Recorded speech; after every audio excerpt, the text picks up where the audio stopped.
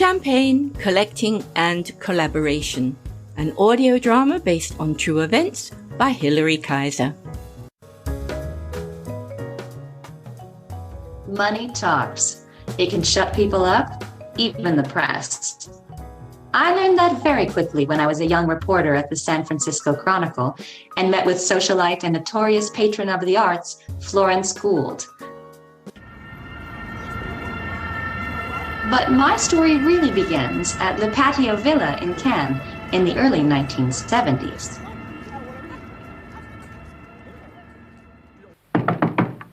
Entree! Ah, there you are, Marcel.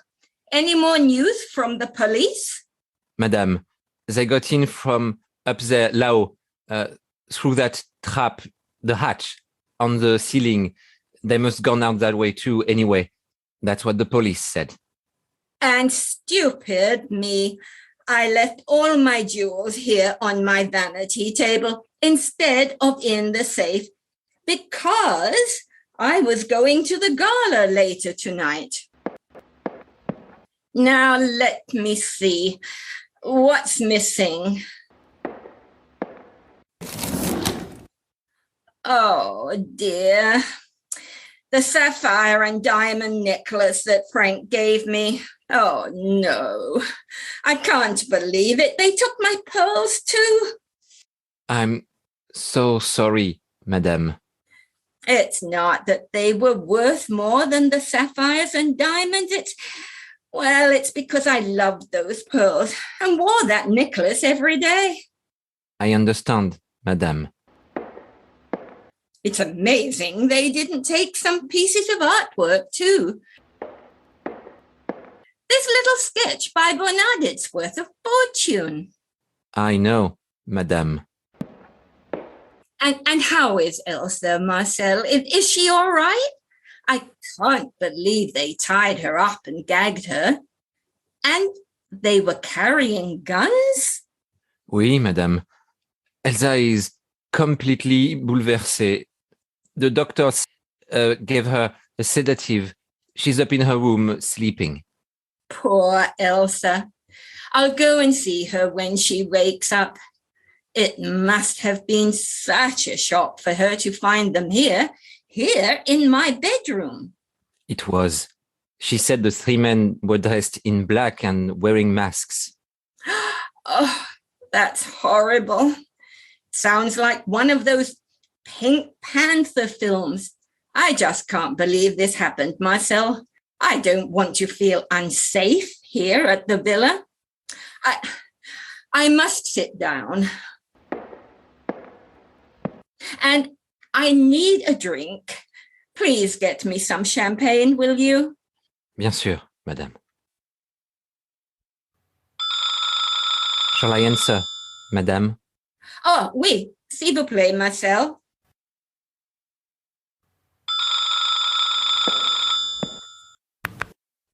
Allô? Who may I say is calling? Un moment, s'il vous plaît. It's a man's voice, Madame.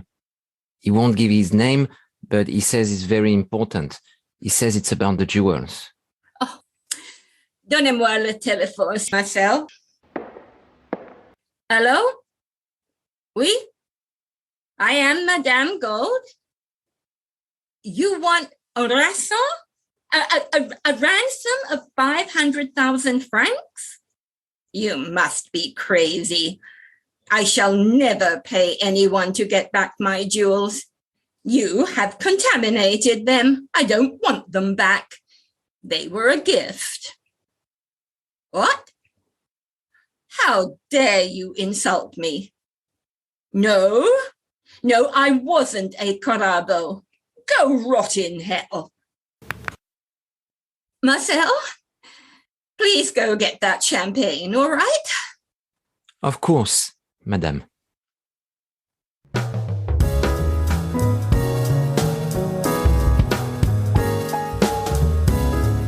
Of course, I knew nothing about this robbery at the time, but a few years later, in early November 1974 to be exact, Herb, A veteran columnist at the San Francisco Chronicle came into my office with some very exciting news.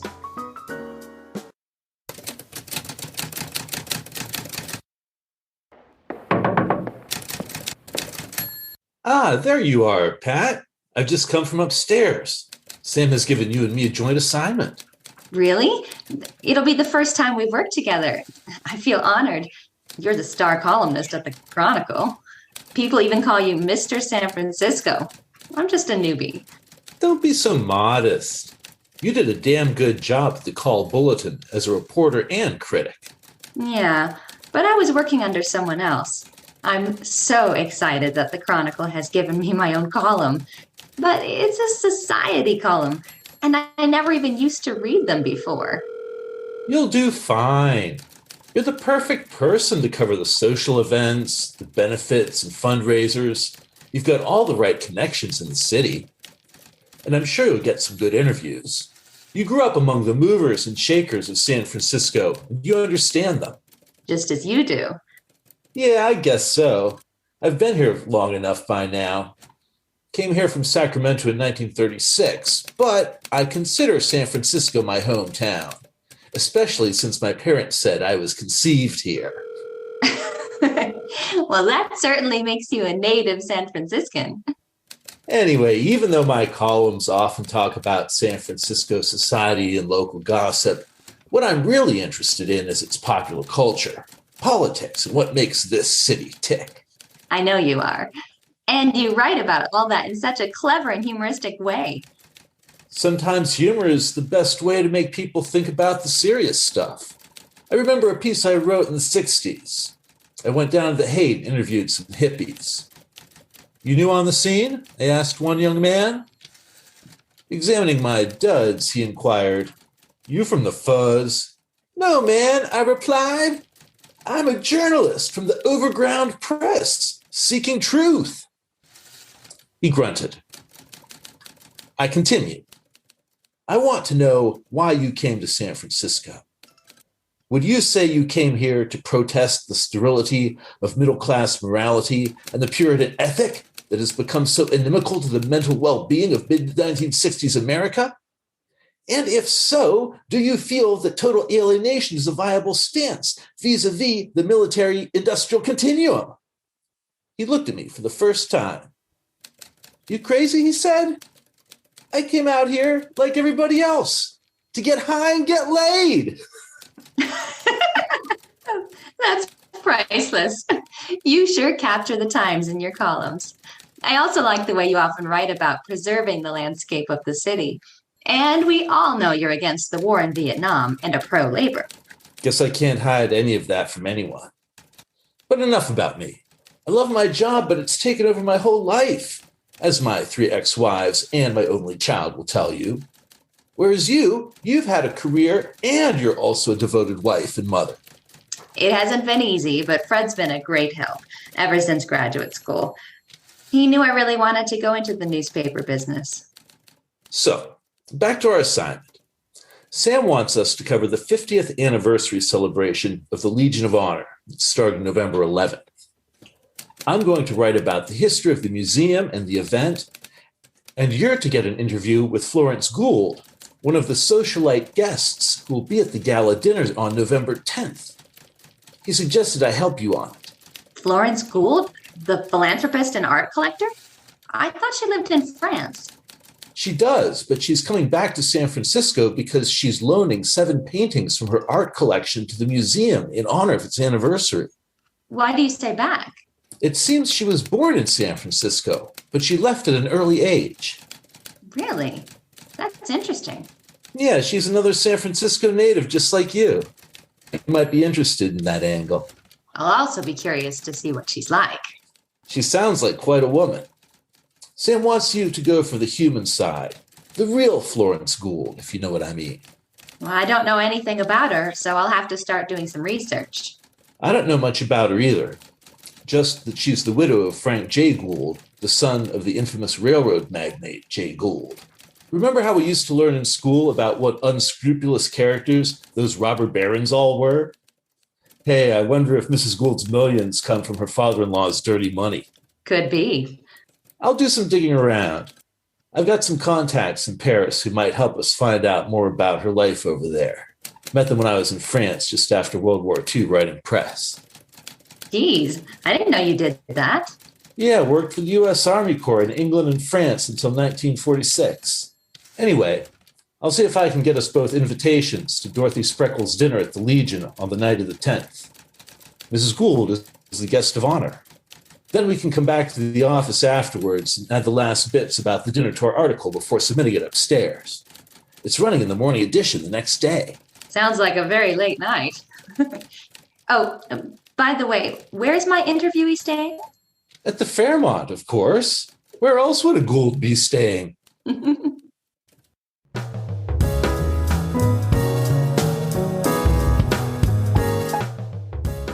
A few days later, I was called up to the hallowed sanctuary of the editor's office. My dream assignment was about to begin. Great. Right up on the opening of the opera last night, Pat. Thanks. How's it going on the Florence Gould story? Well, she's giving me an interview on the morning of the 10th, and I've read quite a bit about her in the press, even in the Chronicle. Millie Robbins wrote about her and Frank Gould back in 1966. I remember that article. I think it said she was born in San Francisco, but her parents were French immigrants. Didn't it also say she was married to someone else before Frank Gould? Yes, to the man called Henry Heyman, but they divorced after only 5 months. Florence met Frank Gould in Paris when she was singing at some charity event. She became his third wife, and the marriage lasted for 35 years until he died in 1956. I bet he left Florence a bundle. Something like 100 million. Egads. Listen, Pat, I don't know if he told you this or not. I wanted Herb to interview Mrs. Gould, but he insisted that you do it. He said you're a very good reporter and that as a woman, you could make her open up more. I didn't know my doing the interview was Herb's idea. That's really nice of him. We're each going to write different parts of the article, and he's offered to try and find out about her life in France through his contacts over there. Good. We're counting on you and Herb. Mrs. Gould is a very rich woman who's extremely influential, and we want the article on her visit to San Francisco to put her in the best possible light. And just so you know, your article will appear on the front page of the Chronicle on Armistice Day, the day the new exhibit opens at the Legion of Honor. Front page? Really? Wow. I've never had an article of mine on the front page before. Well, don't screw up, and maybe you'll have more. Sorry, gotta get back to work. Good luck. Thanks. Bye. Several days later, that is early on the morning of November 10th, just as I was getting ready to leave for the interview, Herb called me in with a significant piece of news.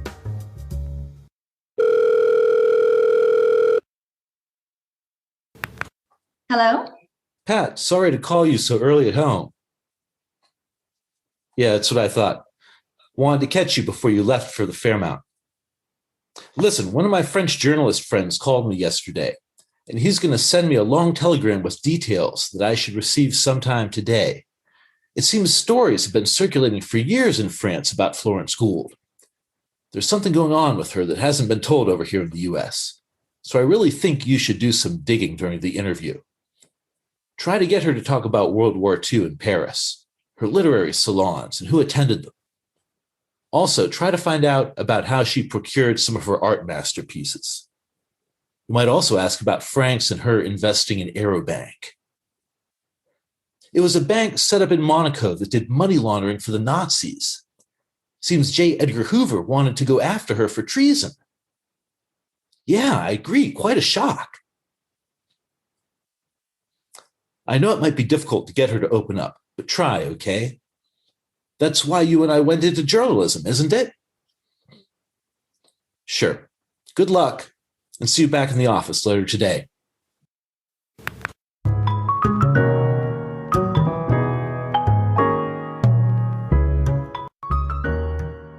Later that morning, I was sitting in Florence Gould's suite at the Fairmont Hotel in San Francisco.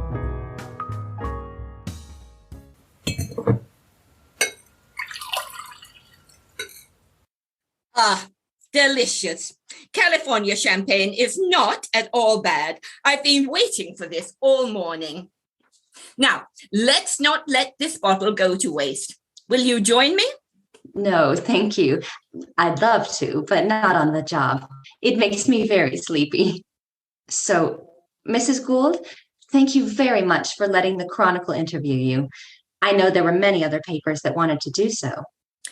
To tell the truth, I don't really like giving interviews, especially when they get intrusive, and I don't usually trust journalists. But my father, who was a newspaper man himself, always spoke very highly of the Chronicle. He was the editor of the Le Franco-Californian, San Francisco's French language paper, wasn't he? You've done your homework. Oh, poor Papa. The presses of the Franco-Californian were destroyed in the fire and earthquake of 1906. Luckily, he went on and did other things. Is that why you left San Francisco? My father stayed here and took care of my grandmother's properties and his own business affairs. But my grandmother and mother took me and my sister back to Paris.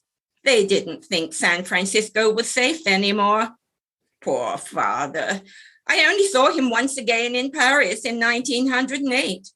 He died all alone 3 years later in California. That's sad. I'm sorry. You said before that this is your second time you've come back to San Francisco since you left in 1906. What was the first?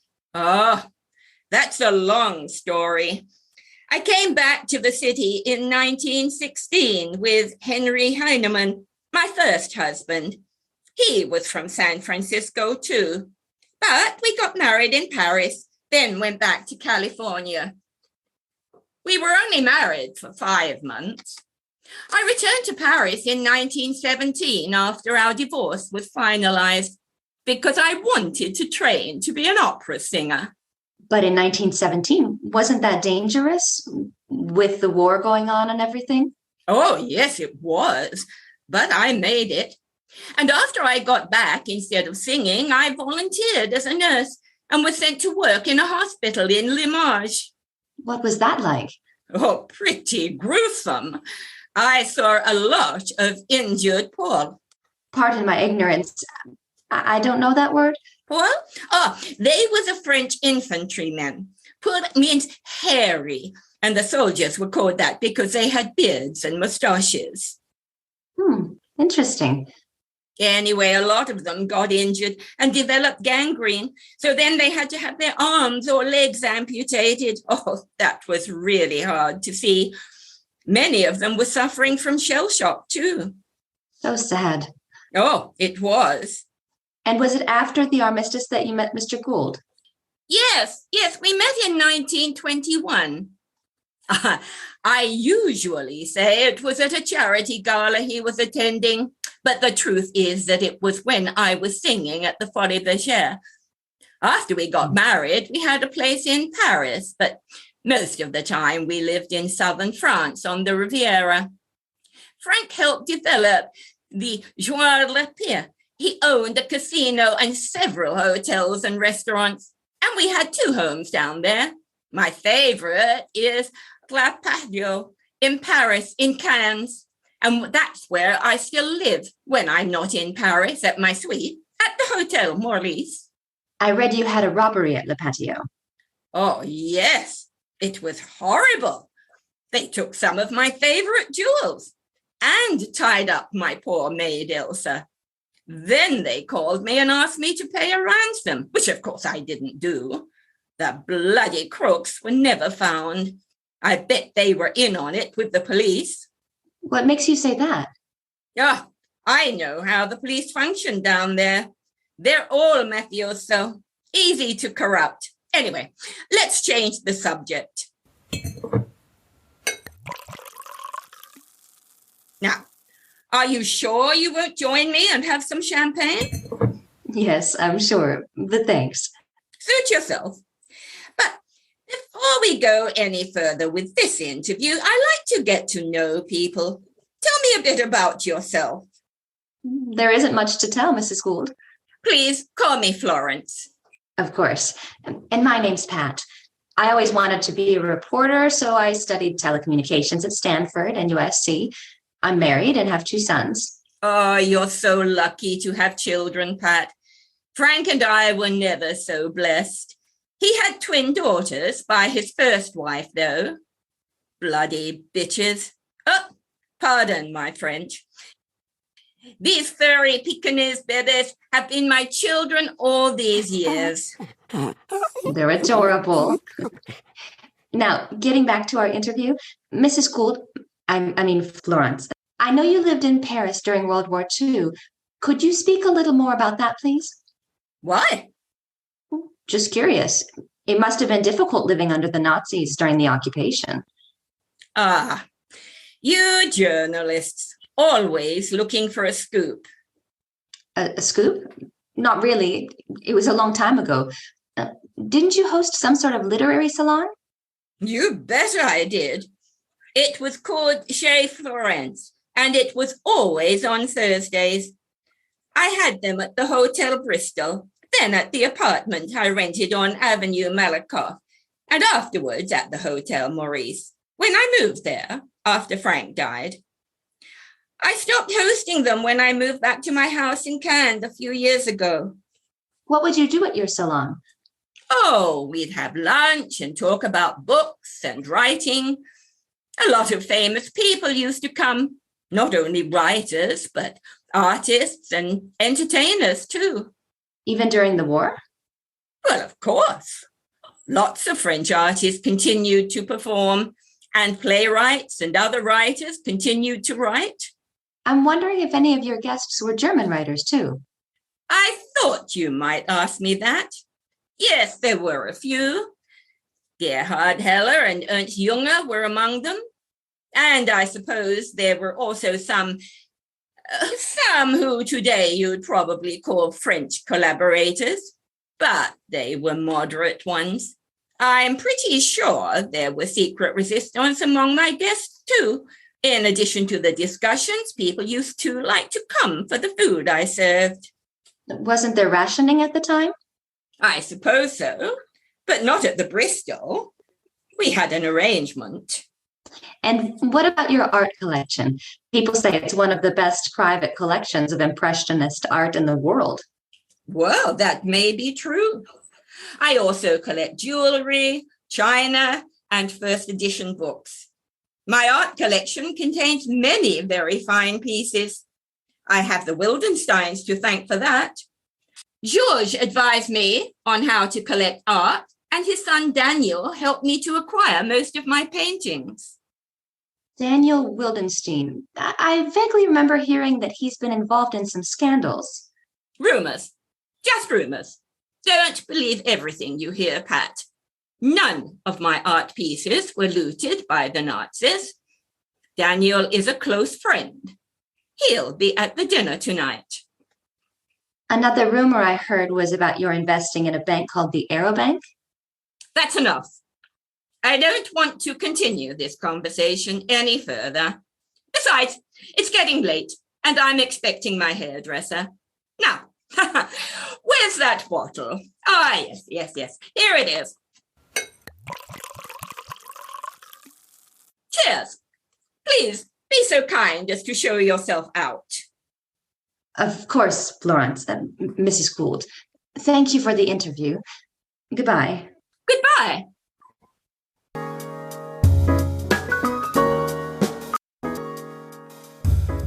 After the interview, I met with Herb in the diner across the street from the Chronicle. Thankfully, it wasn't too busy.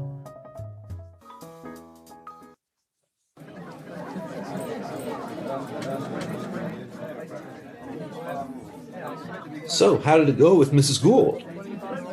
Not so great. It started out well, but then she clammed up a bit and got all nasty. She came across in the beginning as quite charming.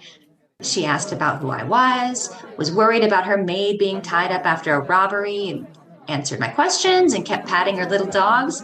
Boy, does she like her champagne, though. Yes, apparently so. Seems her looks have gone because of all the drinking. Well, she is a bit overweight, and she wears sunglasses all the time, probably to hide the bags under her eyes. Hey, did you know Mr. Gould was her second husband? I read that somewhere during my research.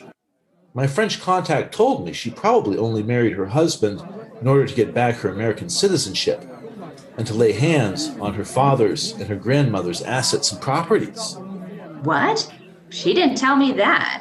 I'm sure she didn't tell you a lot of other things, too. Did she talk about her literary salons? Yes, she did. She told me she hosted some very famous writers, artists, and entertainers. Including Germans and French collaborators. But I guess she didn't tell you that. She did, actually. What she probably didn't tell you was that a lot of them were her lovers, including some of her female guests. Seems she and Frank Gould slept around a lot and would talk about their conquests over the breakfast table. Apparently, Florence was quite the nymphomaniac. Ye gads. How did you find out about all of this? From my French journalist friend in Paris. It seems a lot of stories about Mrs. Gould have been floating around in certain circles for decades, and he's documented them over the years. He also has contacts in the right places who gave him some more recent information. Gosh, you've got me very curious. What else did you learn? Seems some of her lovers were Nazis, including Paris's Gestapo commander and the leader of the SS and the police. Another one of her lovers was Karl Ludwig Vogel, a Luftwaffe officer who was a high-class black marketeer during the war. He provided her with coal, food, and enough gasoline to make car trips down to southern France. Incredible. Exactly. Seems at one point he even convinced her to join a Nazi money laundering scheme and to front a bank in Monaco that would provide a safe haven for funds that Nazi fugitives could use after the war was over. Was that the Aero Bank you mentioned on the phone? I tried to ask her. Yep, it was. Later, in 1945, U.S. authorities froze the assets of the bank, and they began investigating her for treason. Her excuse was that she only went along with Vogel's plan because the Nazis had threatened to send her husband to the camps, apparently because the name Gould sounded Jewish. Herb, what you're saying is so... And get this, my friend also discovered that Florence and a friend of hers set up a type of call girl network for the Nazis. That can't be true.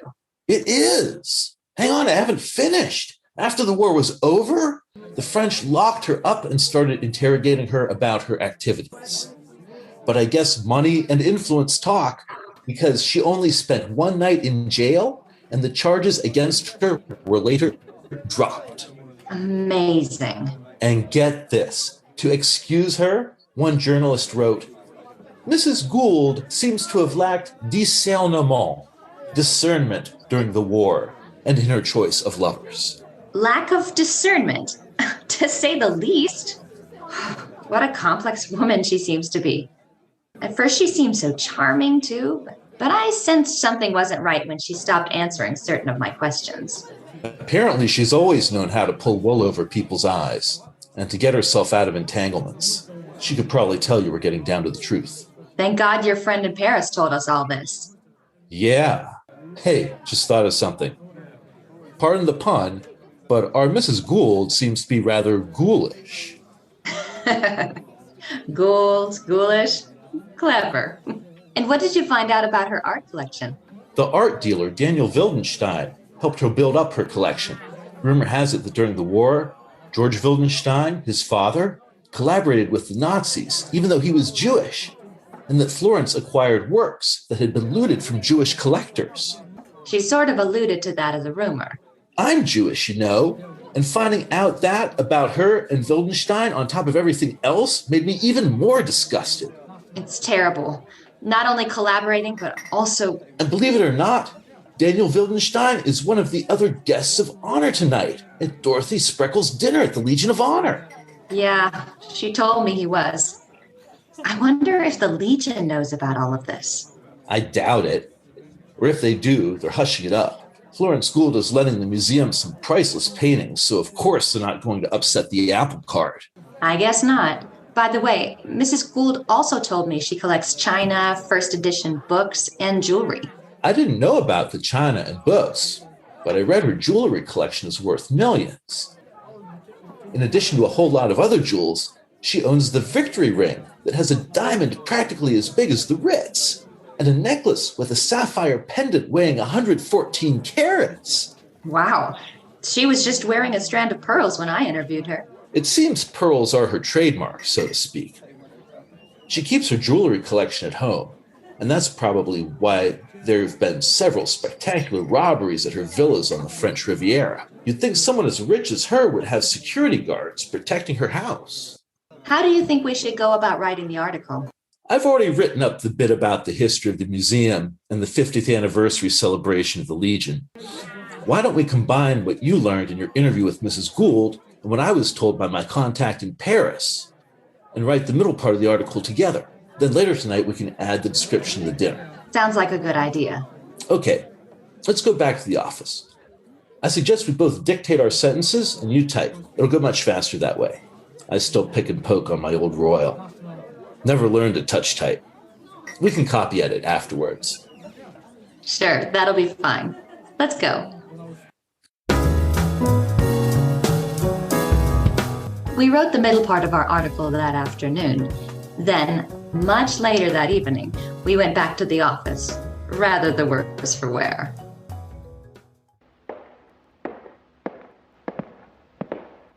That was quite a party, wasn't it?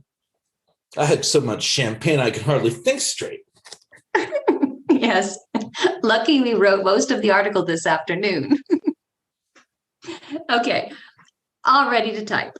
But I've been thinking, I'm beginning to have doubts about how much of the stuff we learned about Mrs. Gould we should put in. I mean, the Legion, Mrs. Gould, even Sam will probably be furious with us. I'm afraid Sam might even fire me. No, he won't. I won't let him do that. Come on, we're journalists. But we're implying she was a collaborator during the war and a Nazi money launderer. Those are pretty serious accusations. I know they are, but they're the truth. Still, my assignment was to put her in a good light. And she is lending all those masterpieces to the Legion. I think we should at least take out the part about her setting up a call girl network for the Nazis. Most readers of the Chronicle are pretty puritanical, and they won't want to read that. In fact, it might even backfire against us. We could be accused of sensationalism, especially as it was never really proven. Okay, we don't have to put that part in, but I want to keep where we talk about her activities during the war. Well, if you think so. Okay, why don't you dictate the introduction about the dinner and I'll type. Thanks. But don't hesitate to chime in if you want to add anything.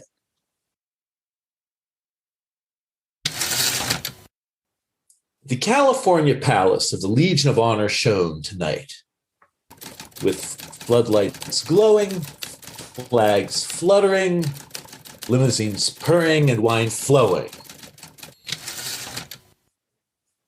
I like all the ings. Brings it to life. Thanks. Wine flowing. The Legion of Honor is 50 years old tomorrow. Armistice Day. And Dorothy Spreckles Munn was giving an elegant dinner for... How many people did they tell us were invited? 150. An elegant dinner for 150 people in honor of their distinguished guest, Mrs. Frank J. Gould, who arrived yesterday from France.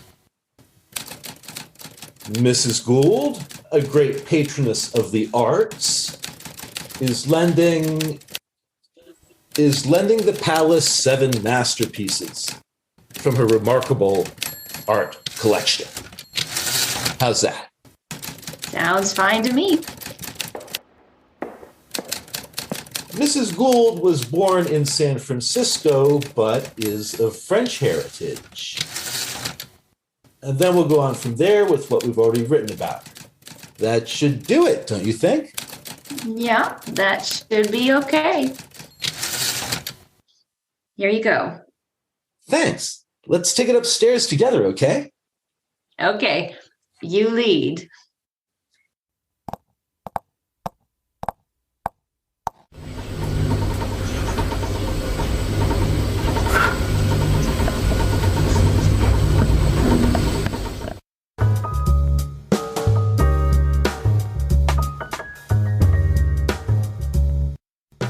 Early next morning, we were drinking champagne at the Novella cocktail bar down the street from the Chronicle.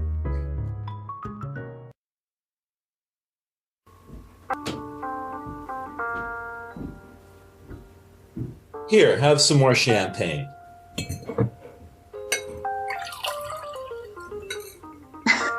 Oh, I really shouldn't. What will Fred say when I get back? It's 2 a.m. Probably the same thing Anne will say to me. But what the hell? We certainly need a pick-me-up after what happened. I still can't believe what Sam did to our article, especially to the part we wrote about Mrs. Gould's past. He really went to town editing. Editing? I don't call what he did editing. It's censorship. Whitewashing. He took out all the bits about what she did during the war. I know it was 30 years ago, and she's now a philanthropist, but still. It shows things haven't changed. Just because she's wealthy and will undoubtedly be making gifts to the city, the Chronicle doesn't want to reveal the truth to San Francisco society about who Florence Gould really is. Like always, money seems to buy silence in this city. Probably elsewhere, too. But I'm sure it'll all come out someday. It has to. Yeah, it sure does. I'm glad we wrote the truth, but after this, Sam will probably never run any of my other articles on the front page again. And he might not even let me keep my society column. Don't worry. He'll have me to deal with if he ever does that to you. I still have clout at the Chronicle. Thanks, Herb. You did the right thing. We did the right thing. Let's drink to that. To collaboration. To collaboration.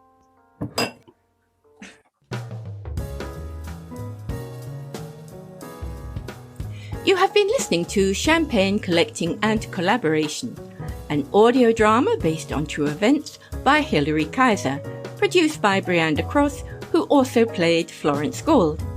The editor of the San Francisco Chronicle, Sam, was played by John Romano, while journalist Pat was played by Kirsten Daniels, and senior journalist Herb was played by Alan Wagner.